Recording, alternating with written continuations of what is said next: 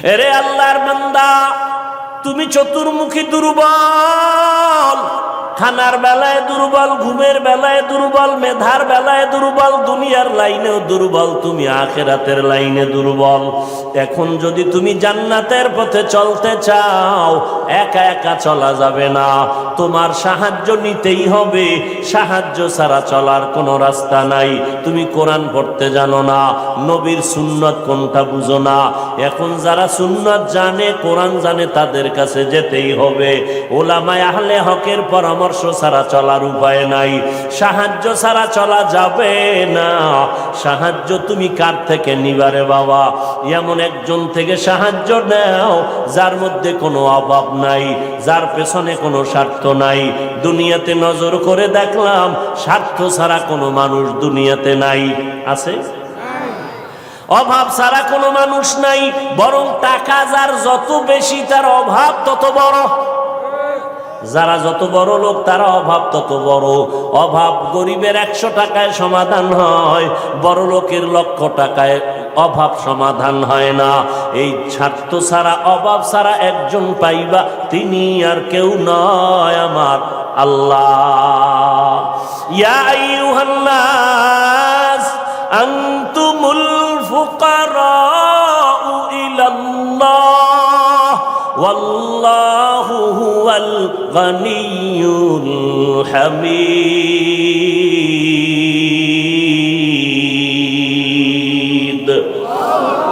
गर तवक्कुल मी कुनी हर सुबह शाम, मेरा सनद रिज़्क़ तू अज़ला मकाम। বাহাদুরি করিও না রে বাবা, অন্যের সাহায্য ছাড়া চলা যাবে না। দোয়াও কিন্তু একটা সাহায্য, দোয়াও সাহায্য। সাহায্য ছাড়া চলা যাবে না। মা বাবায় দোয়া করে, এর সাহায্যে আমরা বড় হয়েছি। মা বাবার ক্লান্ত পরিশ্রমের কারণে আমরা বড় হয়েছি, মা বাবার সহযোগিতায় বড় হয়েছি। কিন্তু স্বার্থ ছাড়া জমিনের মধ্যে কোনো মানুষ নাই, অভাব ছাড়া কেউ নাই। যার কোনো অভাব নাই তিনি হলেন আমার আল্লাহ, যার কোনো স্বার্থ নাই তিনি আমার আল্লাহ। এরে বান্দা, নিজেরে বড় মনে করলে ধ্বংস অনিবার্য। আল্লাহর এক বান্দা বড় আবেদ, আমার নবী সাহাবায়ে কেরামদের ঘটনা শুনাইতেছেন। বড় আবেদ, বনি ইসরাইলের ভেতরে নাম বড়, নাম ডাক বেশি, এত ইবাদত করতেছে। একদিন সিদ্ধান্ত নিয়ে নিল, ঘরের মধ্যে থাইকা ইবাদত একুরেট হয় না, মানুষের সাথে চলাফেরা, মন মানসিকতা নষ্ট হয়ে যায়। সিদ্ধান্ত নিয়া পাহাড়ের কিনারায় চলে গেল। পাহাড়ের উপরে উঠা ছোট্ট একটা রুম বানাইয়া ওইখানে আল্লাহর বান্দা ইবাদত করে। পাহাড়ের চূড়ায় সাধারণ মানুষ সেখানে যায় না, মন মানসিকতা নষ্ট হয় না। আল্লাহর বান্দা পাহাড়ের চূড়ায় গিয়া ইবাদত করে। ঘরের ভেতরে মা বড় একা, আম্মা জান ঘরের মধ্যে বসে মোটামুটি জীবন যাপন করে। সন্তান আসে না, ইবাদতের মজা পাইয়া পাহাড়ের চূড়ায় উঠে ওখানে ইবাদত করে। একদিন মা মনে মনে ভাবলেন, আমার সন্তান আমার কাছে না আসলে তো আমি, ও থাকতে পারে, আমি মা তো থাকতে পারি না। কারণ আমি মা, সন্তানের আমি গর্ভধারণ করে কত কষ্ট করেছি। মা সিদ্ধান্ত নিল, আমি হেঁটে হেঁটে পাহাড়ের কিনারায় যাইয়া আমার বাবার চেহারাটা একটু দেখা কলবের সান্ত্বনা দিব। আম্মা জান ঘুমের থেকে উঠা সকালবেলা সূর্যের গরম যখন শুরু, হেঁটে হেঁটে পাহাড়ের কিনারায় চলে গেলেন। আল্লাহর বান্দা আবেদ পাহাড়ের চূড়ায় ইবাদত খানায় নামাজ পড়ে আর আল্লাহরে সেজদা দেয়। আম্মা জান পাহাড়ের কিনারায় যাইয়া সূর্যের আলোতে উপরে তাকাইতে কষ্ট হয়, হাতটাকে কপালের সামনে নিয়ে ছায়া দিয়া উপরে হালকাভাবে তাকাইয়া এরপরে ডাক দিলেন, এই সন্তান, আমি তোর মা পাহাড়ের কিনারায় আসছি, একটু দেখা দাও। আমি মা তোমার চেহারাটা দেখার জন্য পাগলের মতো হয়ে গেলাম। আল্লাহর বান্দা পাহাড়ের উপর থেকে মায়ের কণ্ঠের আওয়াজটা শুনছে। এমন সময় ডাক দিছে মা, যেই সময় আল্লাহর বান্দা নামাজে দাঁড়ানো। চিন্তায় পড়ে গেল, এখন কি মায়ের ডাকে সাড়া দিব নাকি আমার মাওলার সাথে আমি কথা বলবো। সিদ্ধান্ত নিয়েই বান্দা মায়ের ডাকে আর সাড়া দেয় নাই, নামাজে দাঁড়ায় গেল, নামাজের ভিতরে মশগুল হয়ে গেল। আম্মা জান দীর্ঘ টাইম কষ্ট করে দাঁড়াইয়া সন্তান যখন সাড়া দেয় না, মা হালকা একটু কষ্ট নিয়ে বাড়ির মধ্যে রওনা। বাড়িতে চলে আসলেন।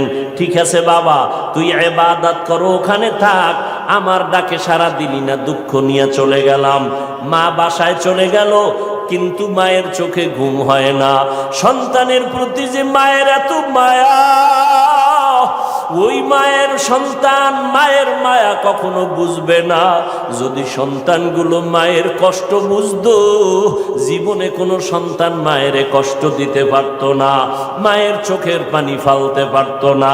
মা রাতের বেলা ঘুমাইতে পারে না, কষ্ট বুকের চাপা দিয়া। আবার পরের দিন মা বলে, না আজকে আবার একটু যায় বাবারে ডাক দেই, দেখিনি একটু চেহারাটা দেখতে পারি, কলিজাটা ঠান্ডা করতে পারি। আবার আম্মা যান দ্বিতীয় দিন চলে গেলেন সূর্যের গরমে, পাহাড়ের কিনারায় যাইয়া হাতটারে কপালের কাছে নিয়ে আবার ডাক দিস, ও সন্তান তোমার মা ডাকতেছে, আসো একটু পাহাড় থেকে আইসা মায়ের কাছে দেখা দিয়া যাও, কলিজা ঠান্ডা করো। সন্তান এখনো নামাজে দাঁড়ানো, এবারও চিন্তা করলো, আমি মায়ের ডাকে সাড়া দিব নাকি আমি নামাজের মধ্যেই থাকবো। সিদ্ধান্ত আগের মতোই অটল, নামাজ আমি ছাড়বো না, মায়ের ডাকে কোনো সাড়াও দিব না। মা দ্বিতীয় দিনের মতো কষ্ট পাইয়া বিদায় নিয়ে বাসায় চলে গেলে, কিন্তু মা মনেরে বুঝাইতে পারে না, সন্তানের কষ্ট কখন মন থেকে যায় না। এরে আল্লাহর বান্দা, স্বামী আর স্ত্রী এক জায়গায় ঘুমায়, হঠাৎ একদিন তাকায় দেখে স্ত্রী বালিশে মাথা লাগাইয়া গুনগুন গুনগুন করে কান্না করে। আব্বা জান জিজ্ঞাসা করে, বিবি কাঁদো কেন? কয় তোমার ঘুম, তুমি ঘুমাও, আমি মনের দুঃখে কাঁদি। বলে কি দুঃখ? তোমার জানার দরকার নাই। মা চায় বাবায় জানো, না জানে তো বাবাও দুঃখ পাবে। স্বামী বেচারা কয়, না বলো তুমি কেন কাঁদো, আমার মনে বড় কষ্ট লাগতেছে, কেন কাঁদো বলো। মা চোখের পানি ছেড়ে কয়, স্বামী আমার সন্তানের জন্য আমি জীবনটা বিলায় দিলাম, আজকের 7টা দিন হয়ে গেছে সন্তান আমারে মা বলিয়া ডাক দেয় না, আমি পাগলের মতো হয়ে গেছি। বলে কেন ডাকে না? বলে সন্তান একটা অন্যায় করতেছিল, আমি একটু ধমক দিছি, সন্তান রাগ করে আর আমার সাথে কথা বলে না। ঘরে আইসা প্লেটটা নিয়ে খানা খাইয়া পেছনের দরজা দিয়ে চলে যায়, আমার দিকে তাকায়। এবার বাবায় বলে, বিবি তুমি আরামে ঘুমাও, সন্তানের চিন্তায় ঘুম নষ্ট করিও না, আজকে না কালকে সন্তান বুঝতে পারলে তোমার কাছে আইসা মাপ চাবে।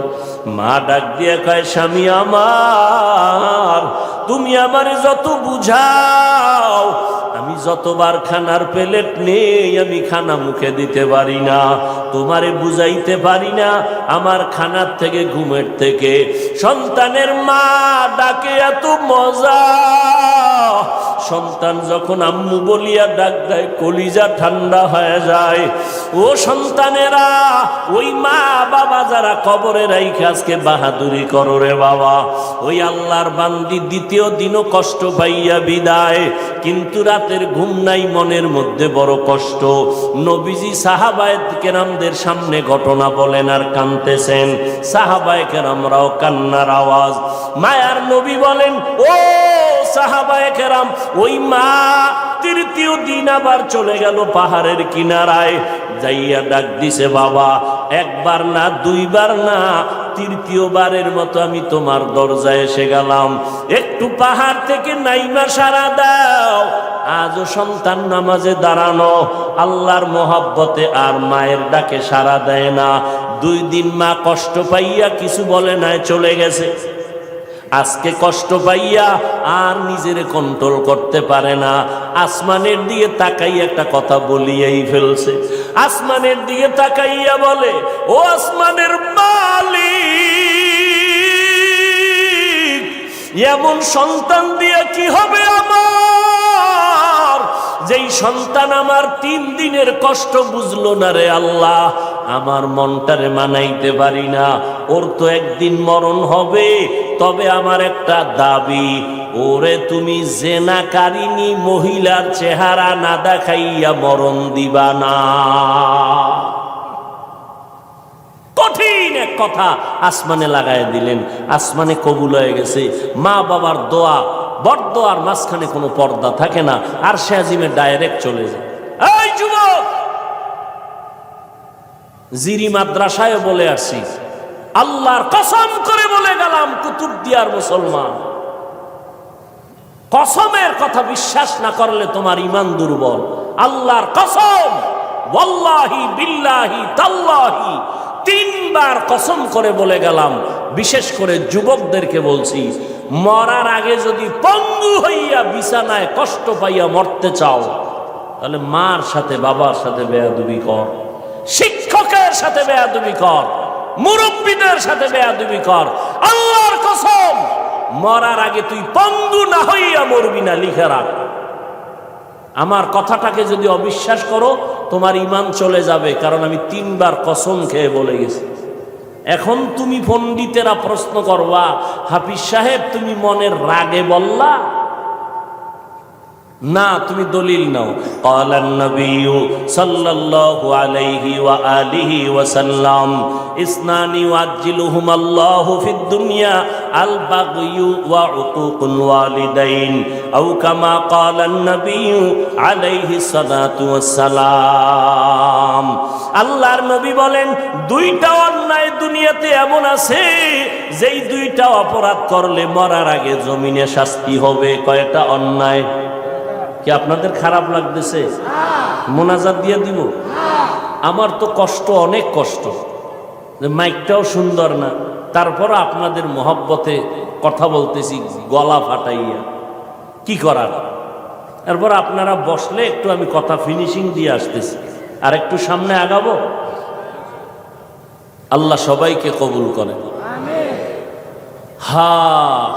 মদিনার নবী বলেন, 2টা অপরাধ আছে, যদি দুনিয়াতে করো মরার আগে শাস্তি হবে, মরার পরে নয়। 1 নাম্বার অপরাধের নাম জুলুম, 2য় অপরাধের নাম হলো মা বাবার সাথে বেয়াদবি। যারা মা বাবার সাথে বেয়াদবি করবে, নবী বলেন তাদের শাস্তি হবে মরার আগে দুনিয়ার জমিনে।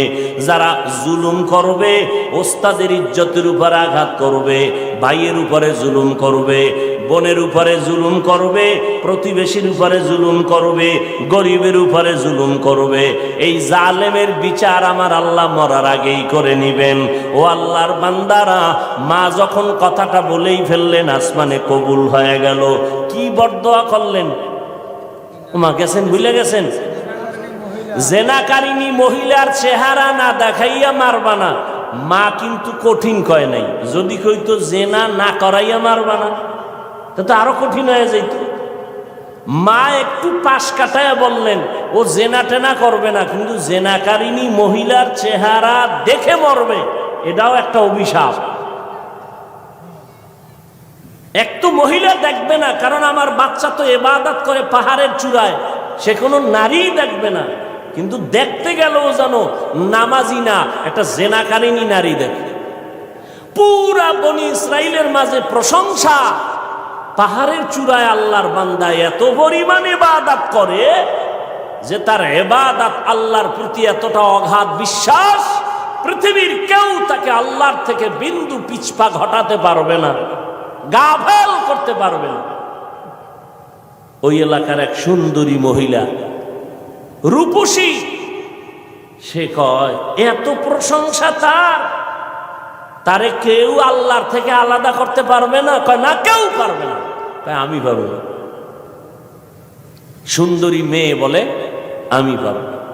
এই মেয়ে হাঁটতে হাঁটতে ওই পাহাড়ের চূড়ায় উঠছে, উঠা দেখে আল্লাহর বান্দা নামাজে দাঁড়ানো। ওর কামি শুধু আল্লাহর সেজদা দেয়, নামাজে দাঁড়ায়, তেলাওয়াত করে, দিয়ে কাজ চলতেছে, নামাজ আর নামাজ আর নামাজ। ওই মহিলা আল্লাহর আবেদ বান্দার সামনে দাঁড়ালো, যেই সুরাতটা ধরলে আল্লাহর বান্দার নজর চলে আসবে, জিনা করার জন্য বাধ্য হবে, এমন কৌশল কোনোটা বাদ দেয় নাই মহিলা। কিন্তু তাকায় দেখে আল্লাহর বান্দা একটা নজর কোনো দিকে ডান বাম করে না, নিচের দিকে নজর, আল্লাহর মোহব্বতের ভিতরে মশগুল। বলবেন মহিলা হাতটা ধরবে? না রে বাবা, এটা সম্ভব না। আল্লাহর উপরে ভরসা কইরা যারা চলবে, এদের গায়ে টাচ করার ক্ষমতা কোনো বাহাদুরের নাই। যদি হাত বাড়ায় তোরা হাতটা সাথে সাথে বাঁকা হয়ে যাবে। ইব্রাহিম নবী বিশ্ব সুন্দরী সারাকে নিয়ে যাইতেছিল মিশরের উপর দিয়া, জালেম বাদশা খবর পাইয়া সুন্দরীর টাইনা নিয়ে আসছে। ইব্রাহিম নবী গাছতলায় বয়ে খায়, আল্লাহ, আমি না নবী, আমার স্ত্রীর উপরে যদি আঘাত করে চরিত্রের, তামান নবুয়তের হালাত কি হবে? আল্লাহ কয়, হেফাজত আমি করব, তোমার ভয় লাগে? তোমার অন্তর্চক্ষু খুলে দিলাম, ওই বাদশা জালেম তোমার স্ত্রীর সাথে যা করবে তুমি গাছতলা বয়ে সব দেখবা।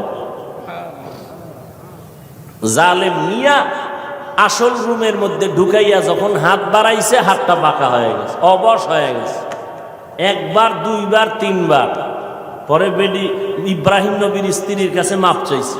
মাপ চাইয়ে কয়, তোমার মধ্যে এমন কি পাওয়ার, আমি হাতটা আগাইয়া গেলেই বাঁকা হয়ে যায়? এই মহিলা, তোমার মধ্যে পাওয়ার কি?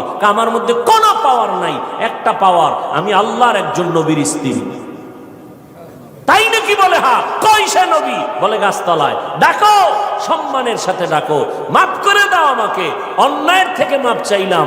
এইবার বাদশাহ দাইকা নবীরে মেহমানদারি করাইয়া ওই বাদশার এক খাদেমা হাজেরা এরে দিয়ে দিল ইব্রাহিম নবীর খেদমতে। সন্তান টন্তান নাই, শুইনা দিয়ে দিছে। ইব্রাহিম নবী বিবাহের বন্ধনে আবদ্ধ কইরা এরপরে সে 80 বছরের পরে মাওলা একটা সন্তান দিলেন ইসমাইল নামে। তাও প্রথম স্ত্রীর থেকে নয়, দ্বিতীয় স্ত্রী হাজেরা আলাইহাস সালাম থেকে। তো মহিলা পাহাড়ের চূড়ায় উঠা আল্লাহর বান্দার সামনে যত অপকৌশল করার প্রয়োজন করছে, কিন্তু বান্দার দিলকে তার দিকে আকৃষ্ট করতে। এই যুবক, বুঝো কিছু, তুমিও মুসলমান, আর তোমার মন আকৃষ্ট করবে কিভাবে? তুমি আকৃষ্ট আর একজনকে করতেছ। একজনকে করলে তো যে হ্যাঁ একবারই মাইয়ার মন আকৃষ্ট করে বিয়ে করে জীবন চালায়। তুমি করতে করতে 10টা মাইয়ার জীবনের উপরে আক্রমণ করেছ। এর ঝাল আল্লাহ দুনিয়ায় মিটাবে, মরার পরে না। জুলুম করেছ নারীর ইজ্জতের উপরে, বিচার হবে মরার আগে, রসুলের হাদিস। মহিলা এবার সার্থক না ব্যর্থ দেখছেননি আপনারা? এরকম বেউস পাহাড়ের চূড়ায় মহিলা কি সার্থক না ব্যর্থ? সার্থক। ব্যর্থ হয়ে গেল, পুরুষের সাথে দুর্বল হয়ে গেল, পারলো না, জিততে নাইমে আসে নিচে। কয় যখন সোজা ভারী নেই, এবার বাঁকা তোরে ঠিক করুন। বাঁকা কি? নিচে নাইমা চলে গেল। ওই পাহাড়ের পাশে একটা বিশাল খোলা ময়দান, ময়দানের ভিতরে একটা রাখাল বকরি চড়ায়।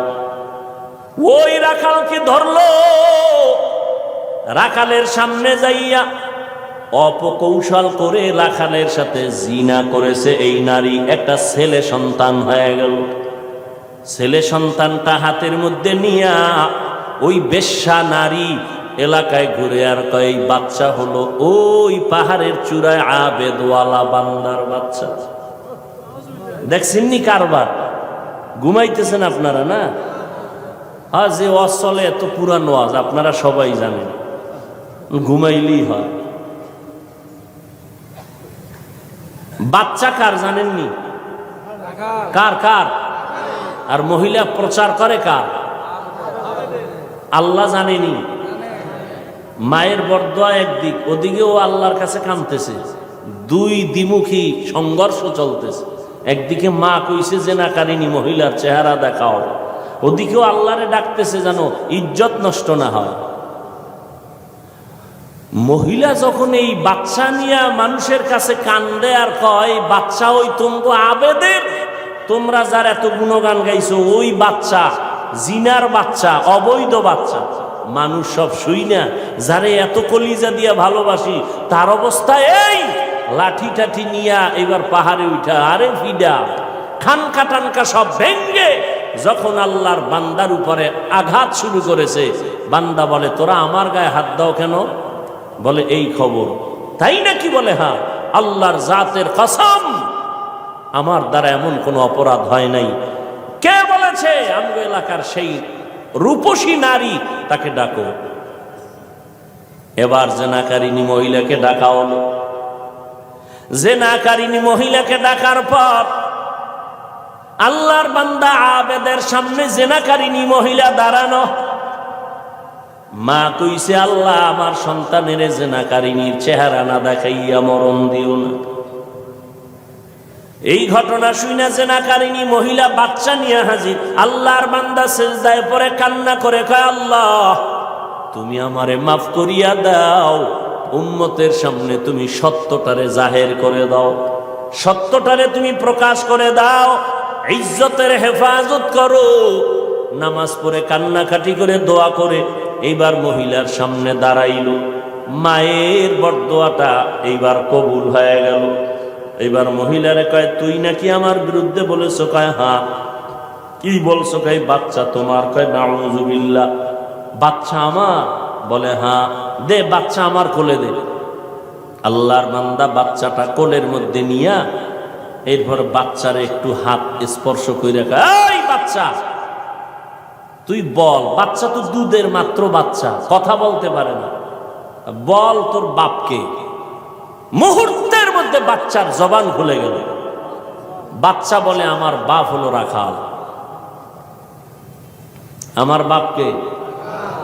মায়ের কোলে দুধের বাচ্চা কথা বলেছেন, যেমন মারিয়াম আলাইহিস সালামের সন্তান ঈসা আলাইহিস সালাম। মায়ের কোলে দুধের বাচ্চা ঈসা নবী কথা বলেছেন শিশু অবস্থায়। ইউসুফ নবীরে যখন জুলাইখা আটকাইয়া দিছিল, স্বামীর সামনে জুলাইখার স্বামীর সামনে ইউসুফ দাঁড়ানো। যখনই এগুলো সব স্পষ্ট হলো, ইউসুফ নবী বলল আমার কোনো দোষ নেই, জুলাইখার দোষ, সাক্ষী দাও। ইউসুফ নবীর সামনে তখন এক মহিলা দুধের বাচ্চা নিয়ে দাঁড়ানো। ইউসুফ নবী বললেন আমি সত্যবাদী না জুলাইখা সত্যবাদী? দুধের বাচ্চা সাক্ষী দিবে। বাচ্চা কয় বাচ্চা কথা বলতে পারেনি। কয় প্রশ্ন করার দায়িত্ব তোমার, জবাব দেওয়ার দায়িত্ব এই বাচ্চা। যখন জিজ্ঞাসা বাচ্চা কথা বলে দিছে, কোরআন শরীফের আয়াত। বাচ্চা ইউসুফ নবীকে নির্দোষ প্রমাণের জন্য একটা স্কেল দিয়ে দিছে। এরে কুতুবদিয়ার মুসলমান, আমার মাওলার কুদরত বড় কঠিন। মায়ের বরদোয়াটাও আল্লাহ কাজে লাগাইলেন, জেনাকারী নারীর চেহারা পর্যন্ত দেখায় দিলেন। আবার বাচ্চার মাধ্যমে আল্লাহর বান্দার ইজ্জতের হেফাজত করলেন। সত্যের উপরে যদি চলো রে বাবা, মা বাবার দোয়া নিয়ে যদি আগাইতে পারো, দুনিয়ার কোনো ভয় নাই, হালাল খাইয়া চলবা, আল্লাহ বিজয়ের মালা গলায় পরাইয়া দিবেন। কয়দিন আর দুনিয়ায় বাহাদুরি করবারে বাবা, আল্লাহ যদি সমুদ্রে একটু হুকুম করে একটু গরম হয়ে যা, রাতের ঘুমের মধ্যে 1 মিনিট লাগবে না কুতুবদিয়ারে ধ্বংস করার জন্য, 1 মিনিটও লাগবে না। আল্লাহ কয় বান্দা আমার স্মরণ কর, আমি আল্লাহর কাছে সাহায্য চাও। সাহায্য কেমনে চাইবা? ধৈর্য আর নামাজের মাধ্যমে সাহায্য প্রার্থনা করো। আজকে আমাদের ভেতরে ধৈর্যের বড় অভাব, নামাজের বড় অভাব। ও যুবকেরা, ও পর্দার আড়ালের আম্মা জানেরা, আজকে নামাজের এত বয়ান, এক বেলার নামাজ ছেড়ে দেওয়ার কোনো সুযোগ নাই। ও যুবক, এক বেলার নামাজ ছাড়ার কোনো কায়দা নাই, অথচ তুমি নামাজ পড়ো না রে বাবা।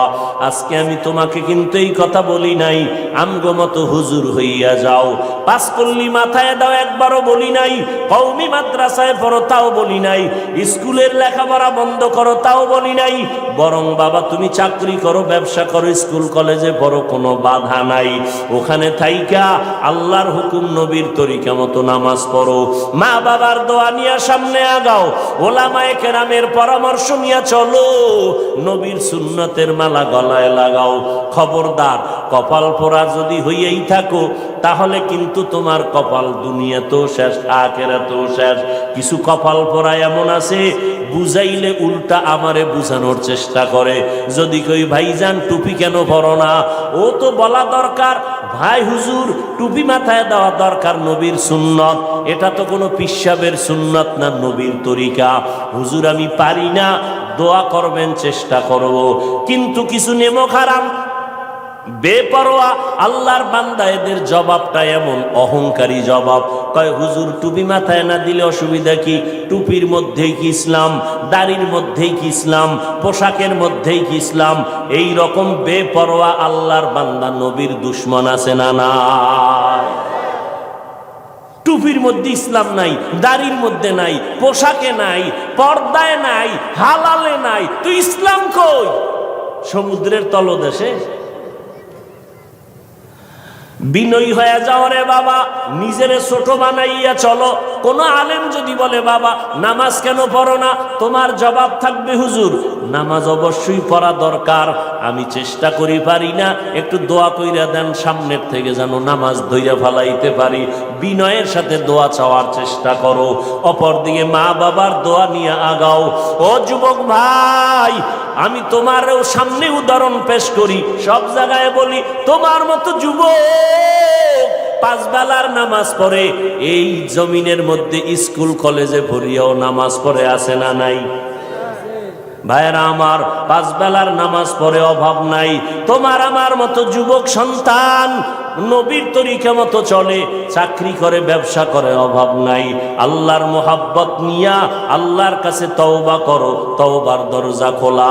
মনে মনে বলো হে আল্লাহ, আর নামাজ ছাড়বো না, বেপরদায় চলবো না, মা বাবাকে কষ্ট দিব না, ওলামায়ে কেরামের পরামর্শ নিয়ে চলবো, নবীর তরিকায় চলবো, ওলামায়ে কেরামের পরামর্শ নিয়ে চলবো, নবীর সুন্নাত মেনে চলবো। আল্লাহর কাছে যদি তওবা করার নিয়ত হয়, খাঁটি তওবা করার নিয়ত যাদের আছে, দুটো হাত আমার আল্লাহকে দেখায়া দাও। আয় আল্লাহ, আমাদের হাতগুলো কবুল করে নেন, তওবা কবুল করে নেন, তওবার উপরে মজবুত হইয়া চলার মতো তৌফিক দান করেন, আমিন। আলহামদুলিল্লাহি রাব্বিল আলামিন, ওয়াসসালাতু ওয়াসসালামু আলা সাইয়্যিদিল আমবিয়াই ওয়াল মুরসালিন ওয়া আলা আলিহি ওয়া আসহাবিহি আজমাইন। ইয়া আরহামার রাহিমিন, ইয়া আরহামার রাহিমিন, ইয়া আরহামার রাহিমিন। রব্বিরহামহুমা